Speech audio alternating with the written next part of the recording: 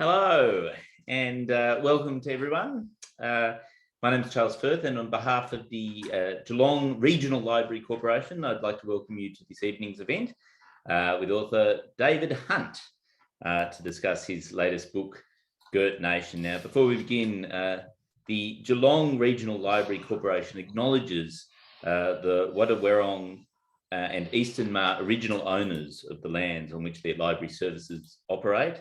They pay respect to Wadawurrung and Eastern Ma elders past, present and emerging. They acknowledge and celebrate the First Nations peoples of this land as the custodians of learning, literacy, knowledge and story.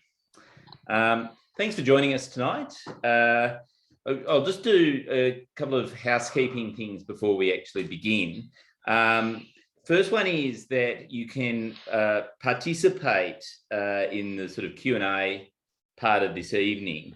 Are people going to ask us questions or make questions? Dave, that is exactly what's going to happen. Oh, the pressure. I know. It's going to be... we're expecting a high caliber of questions as well. Like we don't. As long as you're not expecting a high caliber of answers, Charles, I'm fine. Terrible. Yeah. So what you can do is on the bottom of your screen, there's a Q&A button, and that doesn't bring up ABC's Q&A, unfortunately. It just brings up a pop-up box, and you can ask a question, and everyone gets to see that question that you've asked. So, be polite in your questions, or actually, no, don't be polite. In fact, be as rude as possible in your questions. In fact, all inappropriate questions will definitely be answered. Yeah, and all appropriate questions we'll have to censor, I think. Also, just to note, this webinar is being recorded. And so if you'd like to, in the unlikely event you want to watch this again, you'll be able to pick it up on the library's YouTube channel later on. So wait with bated breath for that. Maybe you can, show it to friends and families and colleagues. Or your grandchildren in 40 years' time. I mean, you could watch Succession. You could watch, Game of Thrones again, but, what about a Q&A? The history of Australian history. Yeah. This is what it was all about 40 years ago. Yeah. So I should probably tell you a bit about myself before we begin. Okay, so I'm Charles Firth. I'm from The Chaser, which used to be a famous comedy outfit in Australia. We now do a podcast called The Chaser Report, which comes out twice a day, actually. So, and we do a sort of comedy podcast in the morning, and in the afternoon we talk to really boring people. Like, for example, previous guests include David Hunt. So, yeah. And then I should probably also introduce David, who is, hasn't spoken until now, according to my notes at least. So David is an unusually tall and handsome man who likes to write his own biographical notes. So thanks, David, for that. He's the author of the best-selling Girt and True Girt, as well as 2 books for children. David is also a television presenter. That's right. What was the name of the show that you were in? It just came out recently, didn't it? Well, Aussie inventions that changed the world. Yes. Yeah, the dual flush toilet. Which you can see if you subscribe to Foxtel. Or ABC. I think it may still be on ABC iView. If you want to see me in an Akubra looking uncomfortable around sheep and toilets, it's the show for you. Yeah, which... everyone's begging for. You can see why they commissioned that show. Yes. And he has a birthmark that looks like Tasmania, only smaller and not as far south. Where's your birthmark, David? Not quite as far south as you're thinking. That's all I can say. Okay, so tonight we're discussing Girt Nation. Yeah. Which is this book here. And no, where is it? I don't know. Anyway, so we should just, David, your last book, which was True Girt. Yeah.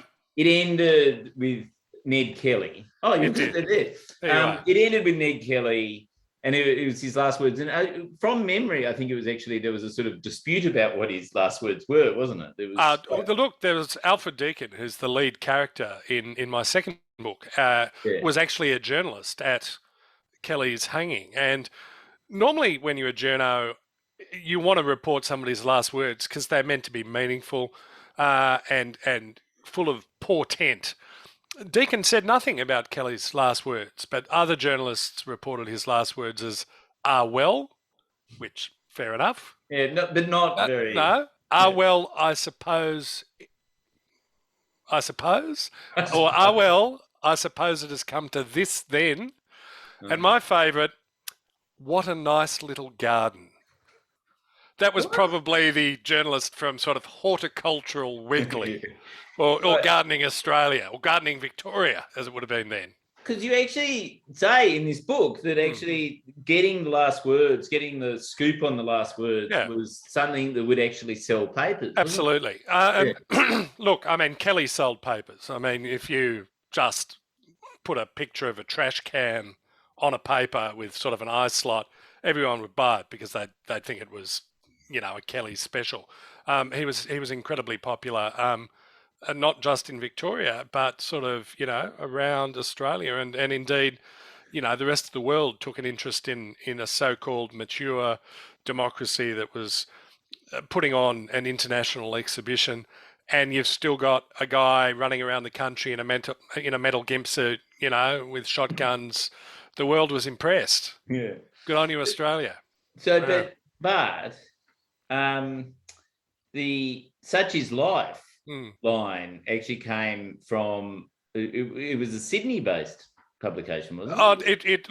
One of the journalists who was looking for something deep and meaningful that he could report on came up with Such Is Life. No one else heard it. But look, it's a great entry for a desk calendar. I remember when I was a kid, there was Larry Pickering, the cartoonist who painted nude politicians. He had one with Malcolm Fraser in the nude saying "Such is life." So it has obviously resonated through the ages. Yeah. And so several of the main characters in this book, in Girt Nation, are introduced to us at the beginning of the book through women. Yes. Why is that? Who are these strange people who have never appeared in an Australian history before? I never knew they existed. They're like Aboriginal people, really. They just suddenly spring up and take us all by surprise. The really nice thing about writing this book was that I got to have strong female characters. And this Girt Nation is a book about the coming together not just of the Australian colonies and the Australian people into this place called Australia, but the development of an Australian identity and who would have a say in this new world that was being created, or this new Australia that was being created. And women played an important role in that. And so, Australians are justifiably proud, even though we were beaten to the punch by New Zealand. South Australia was one of the early adopters of women's suffrage, not as early as Utah or a couple of other US states, but South Australia got there in the mid 1890s, and by the time we have the 1902 Franchise Act, where women across Australia are granted the vote, but also the right to run for office, which was a world first for a nation to actually permit women to run for parliament. And so a lot of this book is about how women came out of the private sphere, because some of the female characters I introduced in the middle of the 1800s, what their lives were like before they were leading suffragettes, and what the lives of ordinary women were like in the mid-19th century. And then you see the evolution and the progression of women's rights. And I think it's a really powerful story. And a lot of Australian history is criticised for being silent on women. Partly that's because when New South Wales was set up, there were 7 blokes for every Sheila. And but also the idea that the public sphere was the man's place and the home was the woman's place. And this is about those barriers being broken down a little. But you do it, I mean, it really is worth buying the book, or no, borrowing it from the library. I mean, no, Charles, buy the book. Yeah. But just to read, get your friends to borrow it from the library. The first few chapters, it's so subtly done, where you don't announce, "Oh, I'm now going to tell the history." I've never been accused of subtlety before in my life, Charles. I take that as a deep personal insult.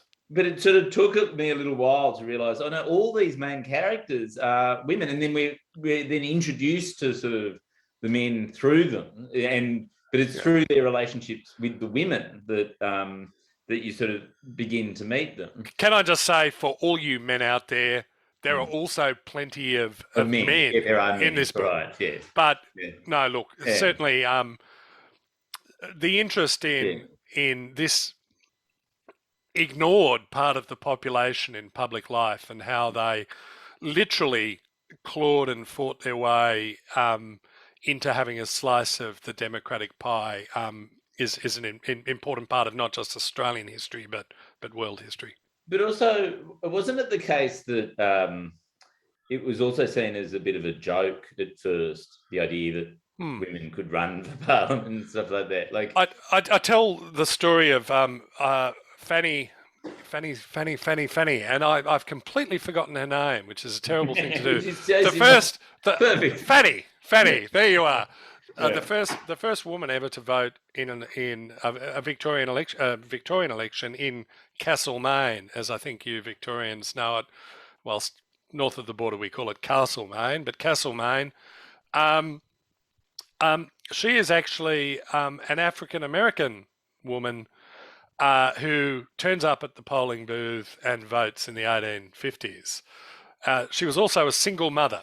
So the idea of a woman turning up was bad enough, but when they're an African American single mother, or an African Brit, her parents were Jamaican servants, this was a bit of a shock. And then in 1863, the vote wasn't counted, because there was a lot of debate about whether, when the election material, the electoral laws said persons could come and vote, it seemed apparent to the men who were tallying the votes that women were not persons. And they thought this issue had been put to bed. And then in 1863, women are trucked out to the polls by some of the more enterprising politicians. And they say, well, actually, we are persons and our votes need to be counted. And they were. And then the next year, the Victorian politician said, well, it's been a terrible mistake, of course. They changed person to man. And then it was 1908. Victoria was the last of the Australian states to enfranchise women after its false start. It's a false start. It's accidental. It's accidental. But they had to count them, and they were furious. Oh my God. So, one of the main characters in this book is Alfred Deacon. Features on the cover. Another great Victorian. Yes. Victorian Houses of Parliament, the symbol of the Collingwood Football Club, very Victorian book. And Dave, if I were a publisher and I'd been pitched a book saying the main character is Alfred Deacon, I don't think, that's not a good sales pitch. So but he's an extraordinary character. He's the least boring character ever in Australian history. Yeah. Tell us a bit about him. I would say that, my politics are left of centre because I can afford it. I have a lovely glass of red wine from my house in the leafy suburbs of Sydney. And so my politics are left of centre, and Deacon is held up as the founder of the modern Liberal Party. And so I've always been a little bit gun-shy about him, but in reading and researching the Australian history for this book, I came to appreciate that when the word liberal was used in the 19th century, it meant radical reformer. and he was. His first speech, public speech he gave, was on women's rights. The first legislation he introduced was to protect horses in horse and cart pile-ups, an early animal rights activist. He was a radical vegetarian, which was a bit tedious and very un-Australian. But all sorts of really important Australian institutions and laws. He was the first person to extend factory worker protections to men after introducing them for women and children. Legalised trade unions in Victoria, introduced at a national level, oversaw the introduction of industrial arbitration, a living wage, the High Court. So many of the institutions that we have in this modern liberal democracy called Australia, and they are very, very good institutions. The people who occupy positions in those institutions might be a bit shit, but the institutions themselves are great. So he's an incredibly important figure and was also a driving force in federation. I think the most influential federalist. He had the backing of the Australian Natives Association, the bunch of, sexist, racist insurance salesmen who decided they wanted a country to be sexist and racist in. And but the thing that you really appreciate about him is how interested he is in the metaphysical and the spiritual. And indeed, he was Australia's or Victoria's leading spiritualist. He regularly attended seances. He took advice from the dead on political issues. His first political mentor, Victorian Premier Richard Heels, 17 years in the coffin when he started dispensing advice to Deacon. He took stock tips from a dead Ballarat accountant. He claimed that his hand had been possessed on 49 occasions by the spirit of John Bunyan, the 17th century English writer of The Pilgrim's Progress. And John had possessed his hand to write the sequel, A New Pilgrim's Progress, very unoriginally named, did not sell as well as the first, I'm afraid to say. So he genuinely believed that he could talk to dead people and that the dead people gave him advice. And indeed, when he got overwrought, because he was something of a workaholic, the dead said, Alfred, you're taking it all a bit too hard. Why don't you lie down and eat more fruit? So the dead gave good dietary and sort of mental health advice as well. He's a fascinating... It wasn't just that. It was also people like J.S. Mill, wasn't it? Like he had John Stuart Mill on Spiritual Speed Dial. Prince Albert. Prince Albert, he learnt about home rule in Ireland from the disincarnate German married to Queen Victoria. And it was a Ouija board style situation, wasn't it? It was literally you'd do a seance. And now I've just seen something from Heather de Cruz. Might explain where Scott Morrison gets his advice, the dead. If you think about it, and one of the things I explain in this book is spiritualism was appealing because people were falling out of love with common garden variety Anglicanism and Christianity generally, because the Bible was under assault from Darwin, Lyell, the geologist. People were beginning to realize that the Bible was fundamentally incompatible with things that they were seeing in the world around them, that it wasn't the literal truth. And this came as a shock. So people were looking for new belief systems. And spiritualism took root in Melbourne more than anywhere else in the world. It was a sort of a spiritualist world capital. And people were looking for meaning. And, the God of Scott Morrison, who, sits there and encourages you to be wealthy and prosperous and to burn coal, and then says it's time for the rapture, it's time to disappear, folks. That's a fairly absent God. Whilst if you're a spiritualist, you could commune with your dead children, as Louisa Lawson sought to do, the mother of Henry Lawson and the editor of the first Australian feminist newspaper, as Mary Todd Lincoln, who popularised spirituality worldwide by inviting mediums into the White House so she could communicate with her two sons. this was something where you could contact people you know, and they made interesting knocking sounds. They blew ectoplasmic trumpets. It was a religion that you could experience physically. So quite a few of the intelligentsia, particularly in Melbourne, were spiritualists. You've got Edward William Cole, the owner of Cole's Books Arcade, the largest bookstore in the Southern Hemisphere, was a spiritualist. Lots of doctors, lots of lawyers.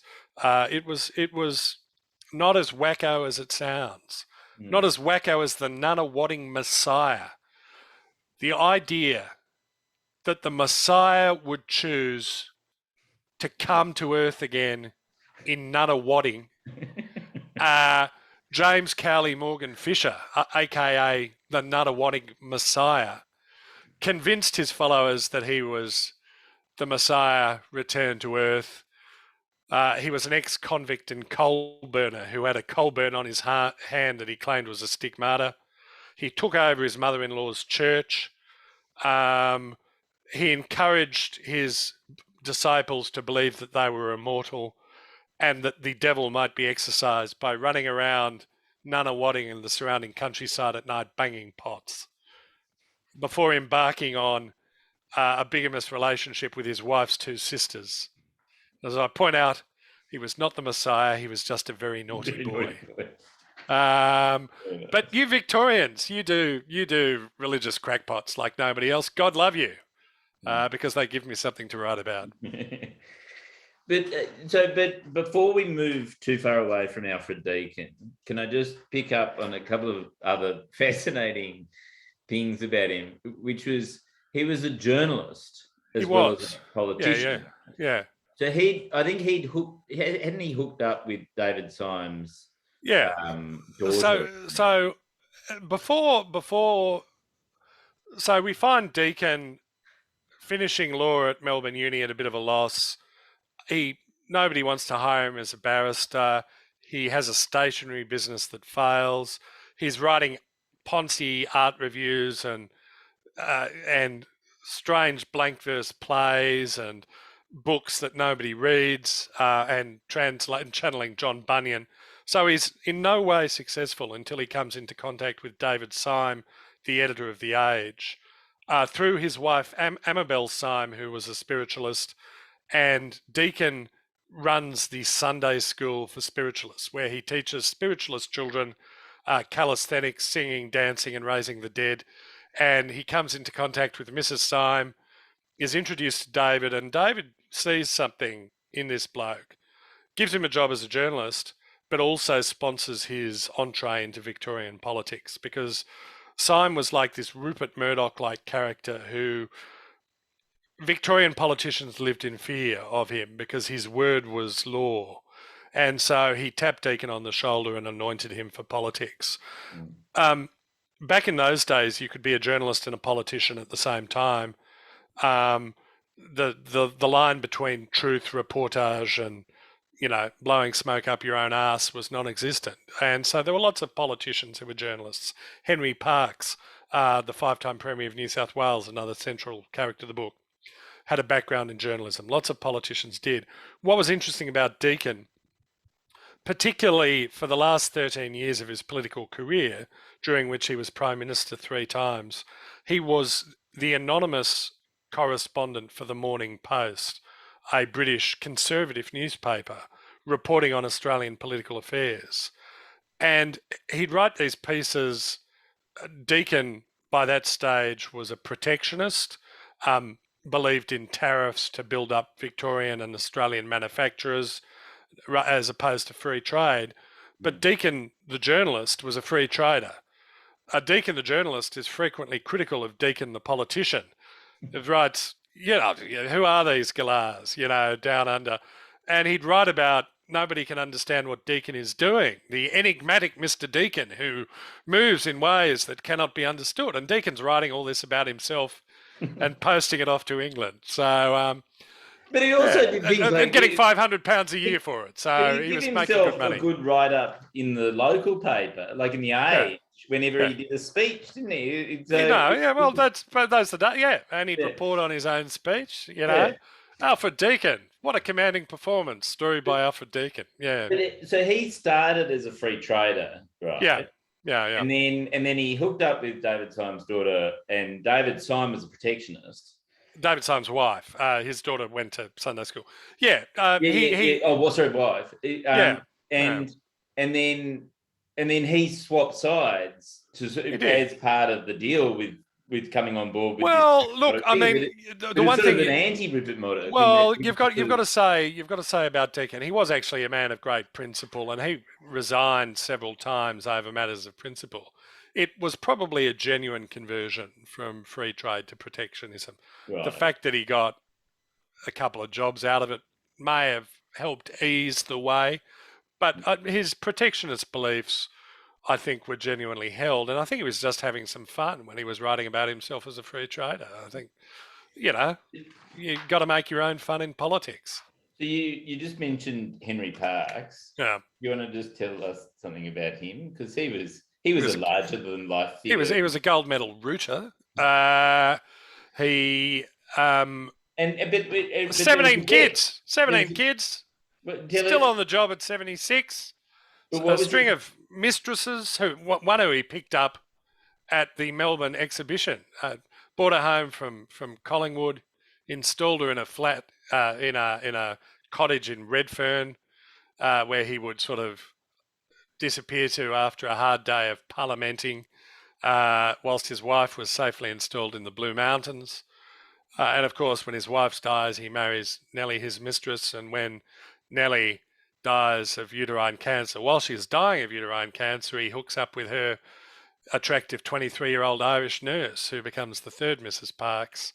And we know of at least 17 children. There are probably many more. But also, the British education system was modelled on the New South Wales education system of 1866. He was a champion of public schooling, establishes, a high school system in New South Wales that spread out across Australia, as well as a secular elementary schooling system, which the Victorians perfected in the 1870s. Victoria, one of the stories I tell, because it's an important one, is how Australians came to be the best educated people in the world at the back end of the 19th century. And Victoria was the first place in the 1870s to provide public, secular, compulsory schooling. So, no, we did education incredibly well, and adult education incredibly well as well. So we read 10 times the newspapers of the Brits, incredibly interested in the world around us, probably because we were at the arse end of it and cut off from all the other white people. We had to, take an active interest in what was going on in the world. And with Henry Parkes, the whole federation thing, he sort of fell into that a bit, didn't he? Look, it's arguable that federation is the result of a lunchtime dare, where he has a champagne lunch with Governor Carrington of New South Wales, who was known as Champagne Charlie because he didn't just start champagne at lunch, he'd open a magnum, pop a magnum for breakfast. Carrington is saying to Park over lunch, we Brits really like dealing with the Canadians much more because they've got this new federation and we can talk to just sort of one body, whilst you Australians are very, very difficult and intransigent. And Park says, well, I could confederate these colonies in 12 months. And Carrington says, why don't you do it? And Parkes, who'd been Premier 4 times, was coming up for his 5th, was a bit bored and thought, bugger it, I'll give this a whirl. Really gave it a kick along. But for many years, he'd sort of white-anted federation because Victoria was the richest, most powerful colony. And Parkes was worried that in any federation, the Victorians would be running the show. So for a long while, he white-anted it. Even when federation is more meaningfully on the agenda, in 1887, Parkes introduces legislation in New South Wales to rename New South Wales Australia, an act of parliament to rename New South Wales Australia. So when there was a federation, all the other colonies would have to join Australia, which was New South Wales. This was the way he thought. The Victorian Premier said, well, I'm just going to call Victoria the Southern Hemisphere because we're bigger than you. And then another Victorian wag said of New South Wales, you should just call yourselves Convictoria because that's what you all are, a bunch of convicts. And so there was this real intense rivalry between New South Wales and Victoria that's quite a large part of the book. I mean, when Victoria is going to hold the first international expo in the Southern Hemisphere in 1880, Parkes is beside himself and decides he's going to get one in 1879. And he puts up the 7th largest dome in the world in Sydney's Domain, made of wood, the Garden Palace. He's got electric, new-fangled lighting. At night, people are working. They get this thing up. They stage a World Expo, and Parkes is miffed because the body that recognised World Expo said, it's quite nice, but it's not an expo. They gave that to Melbourne the next year. The most popular exhibit in the New South Wales Expo was the first elevator ever installed in Australia. And people just wanted to ride the elevator up and down. Bugger looking at all the sort of other displays. Let's just go in the elevator up and down, in the same way that the first great expo in London, Crystal Palace, the most popular exhibits were the public toilets, the flush toilets that had been installed, and people just said, I've got to sit on one of these. So up and down in the elevator. The other second most popular exhibit was a painting of a nude French woman, Chloe, by Jules Lefebvre, a French artist, who sends this large nude painting. It's so popular that it's taken to the Melbourne Expo, where it was incredibly popular and purchased by a doctor, then purchased by a publican, and it hangs above the bar at Young and Jackson's Hotel in Melbourne still. And that started the Australian tradition, popular still when I was, young in the 80s and 90s, of having paintings of nude ladies behind the public bar, and gave rise to the phrase, as drunk as Chloe. As drunk as somebody who's prepared to get all their gear off in a public bar. The other thing that Parkes sent to the Victorian exhibition, or the Melbourne exhibition in 1880, was a giant statue of himself carved from coal. So Morrison, this is coal. Yes. That's pretty piss weak. I am coal. Carve a statue out of yourself, Morrison, out of coal, and we might take you seriously. What's he afraid of? Don't be afraid of it. No, don't be afraid of it. Don't be afraid of it. Yeah. So in about 10 minutes, we're going to start taking questions. So if you do have any questions for David. Fanny Finch, Ryan Brinkworth to everyone. Fanny Finch, what? That is terribly embarrassing. First woman to get the vote, or to try and exercise the vote. Thank you, Ryan. If you want to do a question, press the Q&A button at the bottom of your Zoom screen, and you can type in your questions there, I think. So I want to move on to some of the sort of lovely parallels, because one of the delightful things about your book is there's just constant sort of parallels between the present and the past. And I thought we might start it off with, you mentioned the Nativists Association before, who were the sort of, like you think of natives, and you said, I weren't allowed to join. Okay, no natives. This is the exact opposite of that.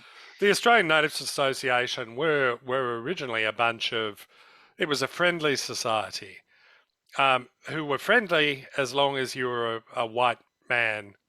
Otherwise, they were quite unfriendly, because only white men born in Australia could join the Australian Natives Association. You could basically buy insurance from them. In the days before pensions, you relied on charities and friendly societies for relief if you fell on hard times.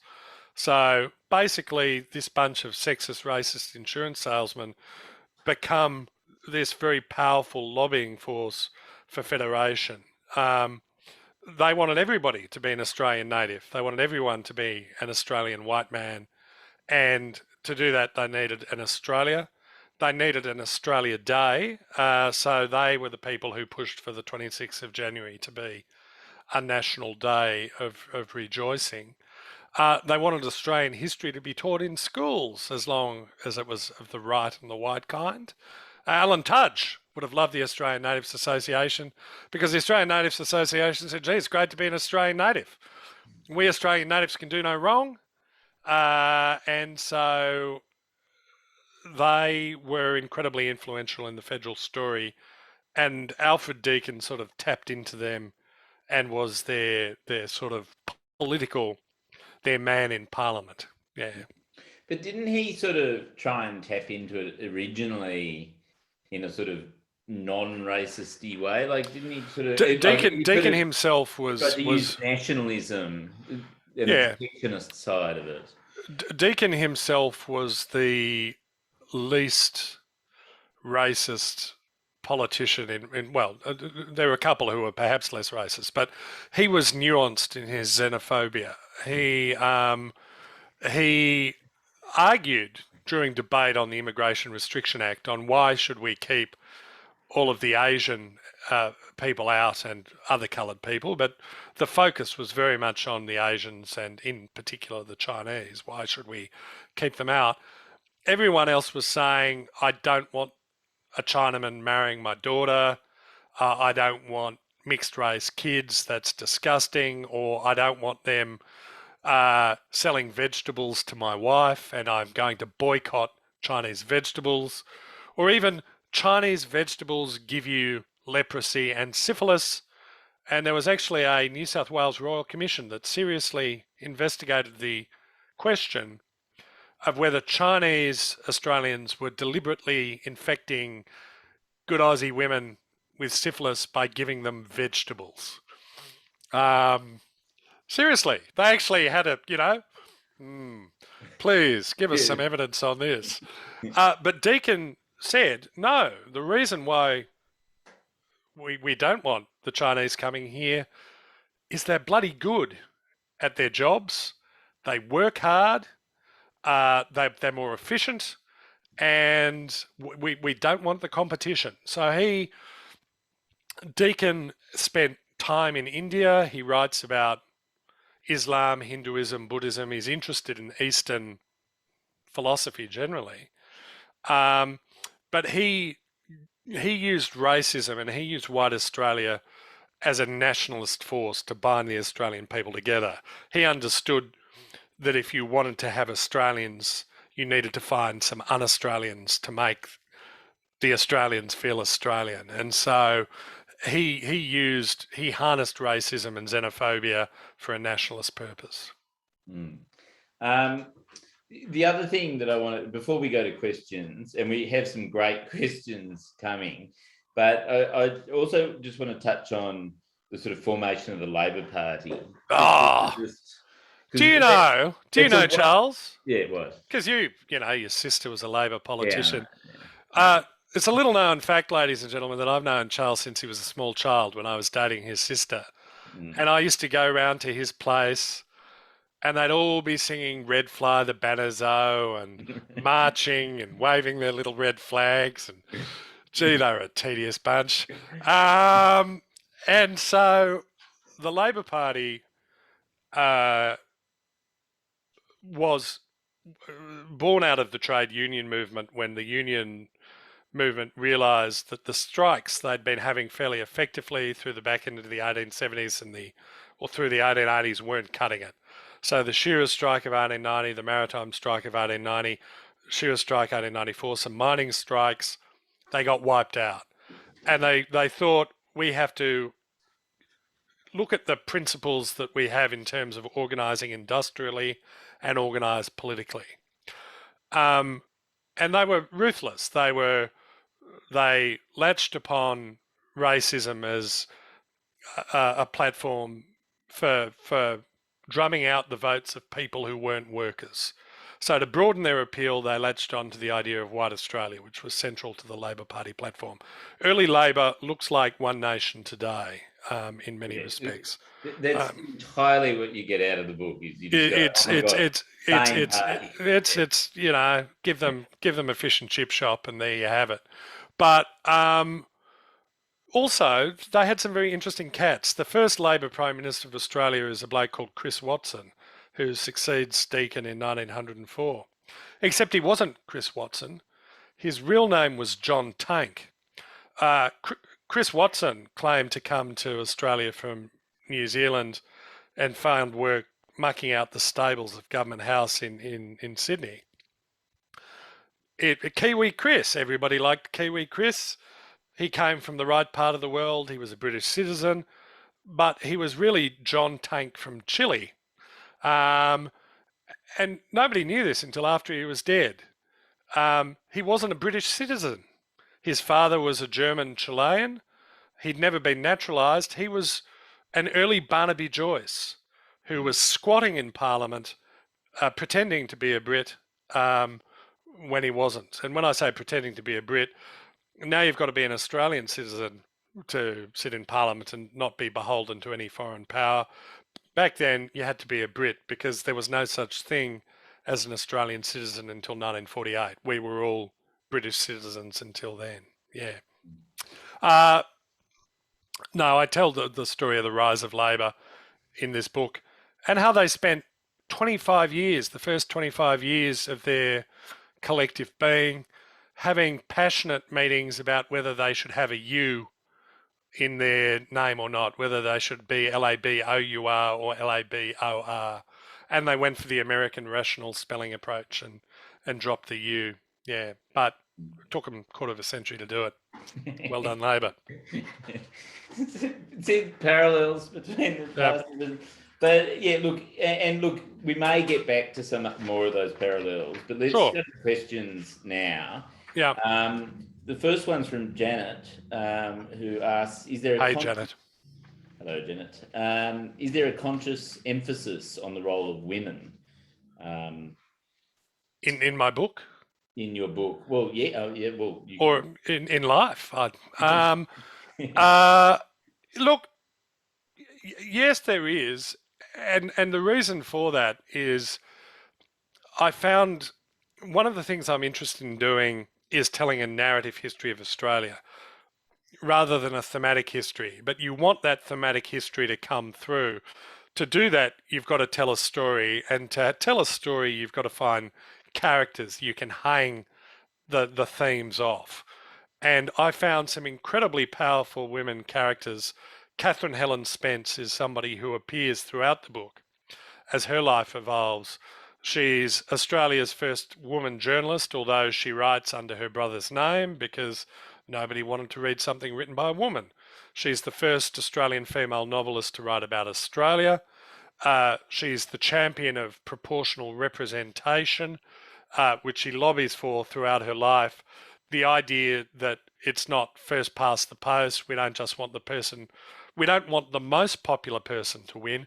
We want the person who is the least unpopular to win, which was a real challenge for people who've just said, we want all men to have the vote. And then suddenly you're saying, well, actually, yeah, let's not focus on that so much. Just look at who you dislike the least. And so that system that she championed, we now have in our Senate and upper house elections and other elections throughout Australia. She proposed compulsory providence, as she called it, which was the first time the idea of superannuation had been floated in Australia. She writes the first political and economic textbook for Australian schools. She introduces foster care. She starts the first public high school for girls in Australia down in Adelaide. She jumps on board the suffrage bandwagon and is an influential suffragist. She's the first woman to run for elected office, running for the constitutional conventions. She opens up a women's clothing factory where everything is done by women. She's just this towering figure. She was Alfred Deacon's date at the opening of the first federal parliament. He was said, who is it that you would most like to take as your plus one? And he said, Catherine, because she just done it all. So she's this incredibly powerful figure, and you see part of the evolution of women coming into the public sphere through her life story, that of Louisa Lawson, who has a hard life for her first 35 years, living in the country as an impoverished sort of gold miner's wife, and doing it tough, and then comes to Sydney and runs the Republican newspaper, The Dawn, the first feminist newspaper, and becomes this towering, influential figure. So there are some great female characters, and it is nice to be able to actually include them in an Australian history book, because I was scraping around a bit in my first two books. So it's a nice change. Yeah, and it's very noticeable as well. Next question is from Ross. Did our early politicians also bow to the wishes of those who supported them financially? Yes, and unashamedly so. There was no ICAC. In fact, there's no federal ICAC now. But look, you would have businessmen and business interests sponsoring politicians. So the great problem that we had at the back end of the 19th century was the squattocracy, the squatters, particularly in Victoria, basically installed their own in the upper house and blocked any sort of progressive legislation. David Syme was the first person to actually really break through the power of the squatters, because he was a media mogul and people were even more fearful of him than people who owned lots of sheep. And so he runs almost a socialist sort of line. He was a great fan of state socialism, private assets becoming public, protectionism, all worthy sort of socialist ideals. So politicians had their financial backers then. They were all Christian Porter without the blind trust. Right, yeah, that's right. It was. Let's see if they keep that one in the video. So the next one's a bit sucky. It's not really a question. It's more of a sort of words of praise. Yeah, words of. When is the audiobook coming out? I need more of Dave's impressions. Well, you are obviously the audio book is out now. It's actually more difficult. It's actually free to download. It is free to download if you're an Audible member. Yeah. I made the interesting financial decision. Audible said, we will give you lots of money up front if we can distribute your audiobook for free. I'm not sure whether that was a good move or not, but it was more money than I'm used to getting, so I said yes. But that means it sort of doesn't appear on the rating charts as much as it used to, because lots of people are getting it for free and not paying for it. But don't tell them they can get it for free, Charles. Oh yeah, okay. You should buy it from now. You should buy the audiobook. But if you're a member of Audible, I think you can get it for free. Yeah. Because they've already paid me up front. Thank you, Audible. Look, and Melanie said it's already out and it's great. You've got a great review. I've got a fan. Hey, Melanie. All the different voices makes me think of Stephen Fry reading. Except Stephen's actually very good at voices, and I found in doing. You've got a jarring Australian accent. Well, I found it's quite mellow and a bit John Lawsy, but I found when doing the voices for this book how many of the main characters were Scottish, and I have 2 Scottish accents. I've got drunk Glaswegian and slurry Sean, which is Sean Connery having suffered from a stroke. And that's about all I can do. And so I have 2 Scottish accents for lots of Scottish characters. I changed the pitch a bit, but it's pretty. I think you could be cancelled for that. Isn't that a bit Chris Lilly? that you're doing Well, look, foreign because it's an audio book, they can't tell whether I'm in blackface or not when I'm actually recording it. Speaking of which, one of my favourite characters in this book, and there is several tributes to Sam Newman and other members of the Footy Show, Daryl Summers, who've all blackfaced up in the name of improved cultural relations to make Australia a better place. I did find, so there were quite a few blackface stories throughout the book because blackface entertainment was very popular at the back end of the 19th century. But there is a politician by the name of Vaban Solomon who was the Premier of South Australia for 7 days, the only Jewish leader of Australia or a state or a colony.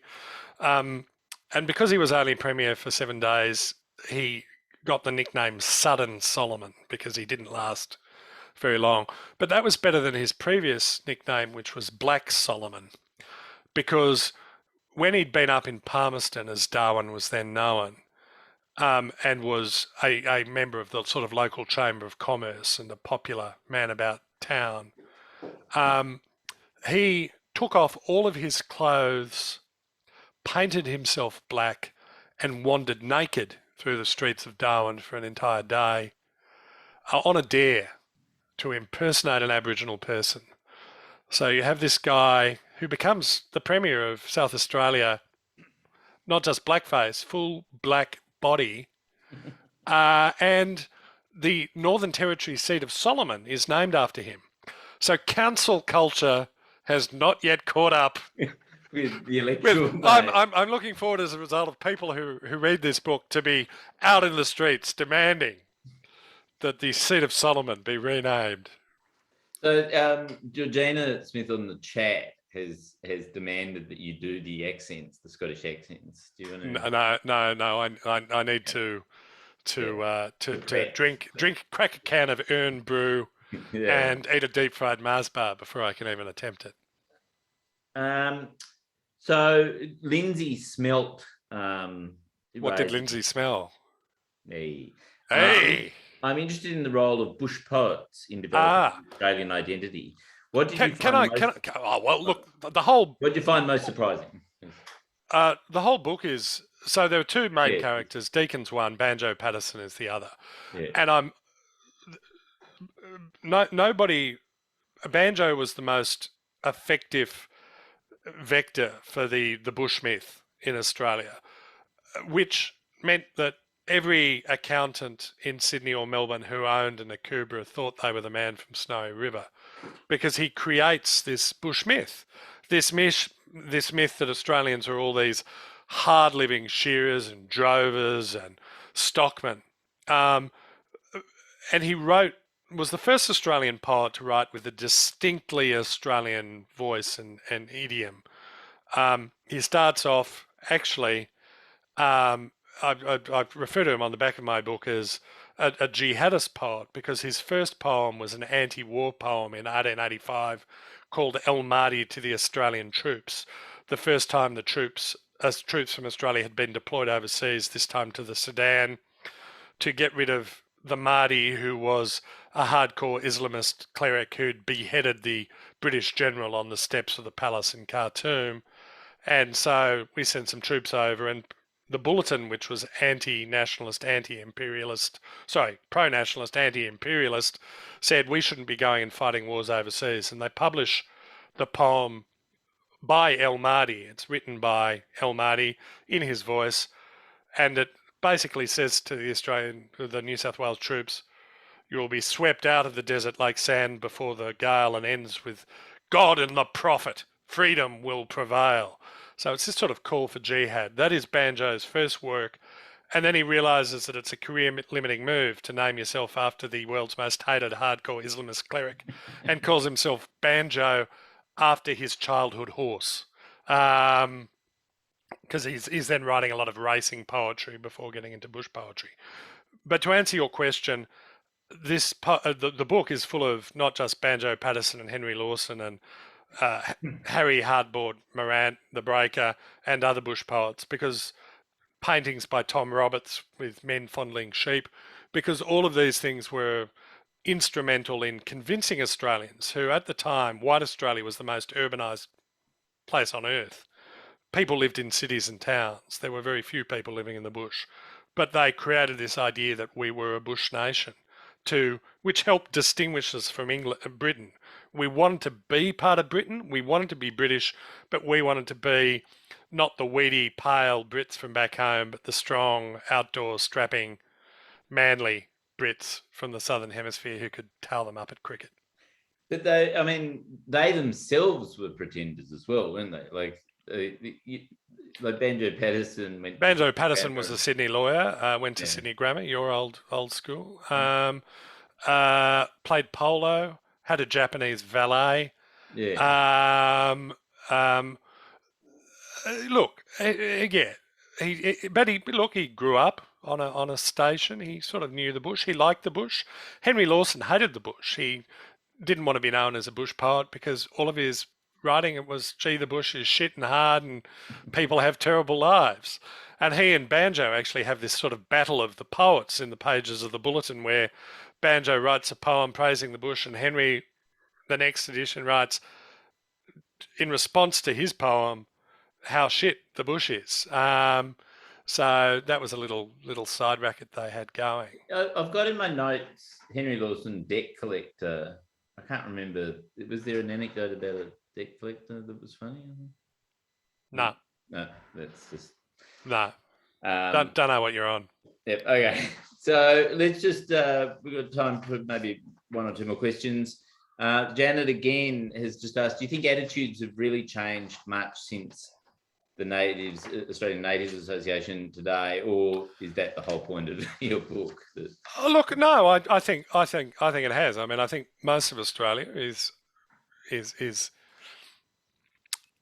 I think Australia is a far more tolerant place now than when I was a kid. One of the stories I do tell in the book is I was born in 1971. In 1971, the year I was born, if you were an Aboriginal kid at a New South Wales school, if the parents of other students objected to your presence, you would be expelled. This was educational apartheid in my lifetime.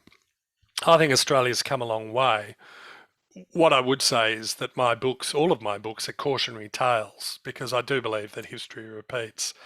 And I write extensively about the White Australia policy and the mistreatment of the first Australians in this book. And if you have a vague feeling that it was shocking, it was shocking, more shocking than you could probably conceive. And I think some of the dog whistle that we have from our politicians on immigration today harks back to something, that's been reasonably well buried in the Australian spirit, but can probably be dug up and reanimated. And I think we just need to be very, very cautious and careful of demagogues who, of people who give you the nod and the wink and say, oh, they should go back to where they came from. And there's a bit too much of that today. But on the whole, Australia's a pretty good place to live. And I quite like it. But you sound like a nationalist. Well, a bit of an apathetic nationalist. Yeah. And then we'll just end on Ryan's question. I don't know whether you're going to have an answer to this, but would our PM's brochure to get to net zero be better received if it was called Girt with the Wind? I think that's just we'll take that as a comment, surely. Well, no, I think that's an excellent question. And I think any Australian government policy with the word Girt in it is going to be better than that shambolic arse job of a policy, which is sort of the policy you have when you're not having a policy. I would make the point that one of the characters in the book is Scott Morrison's great-great-aunt, Mary Gilmore, the communist Labor Party firebrand who actually goes off to South America to form a new socialist commune called New Australia. And I've got a lovely illustration of the book of her holding a hose in New Australia, because she held a hose in a way that our current dear leader... I'm not sure if he has hands. Does he have... Does he hold things? You've seen him holding anything? No, coal! He has held coal. He has held coal. Yeah, no, but also he uses it to pick up hands to then force shake. To shake without the consent. Yeah, okay, no. Yeah. He has at least one hand. Good. Now, you can... Oh, thanks, David. Thank you, Charles. Yeah. You can purchase... well, actually, you can borrow... oh, no. David Hunt's book from the Geelong Regional Libraries. So there you go. You don't have to pay for it. You've already told them you can get it free on Audible, you bastard. I'm putting you out of business. You can purchase David's book at the Black Ink Books website. There's a link in the chat, but it's basically go to blackinkbooks.com.au and look for Girt Nation. And you can actually get a 10% discount and free shipping, which just for the next few days, if you type in the code Girt Geelong at the checkout. So you should type in Girt Geelong if you're going to do that. On behalf of the Geelong Regional Libraries, thank you for joining us. And thanks especially to Gillian and Phoebe for organising this tonight. It was amazing job than I've ever seen. It's like the Wizard of Oz looking behind the screen and seeing the people with the strings and the pulleys. It's much more professional than any other one that I've ever done of these. Yeah, totally. Yeah. So everyone is saying their applause. Yeah, clap your hands in the chat for them. Anyway, thank you very much, and have a good night. Thank you, everybody. Enjoy.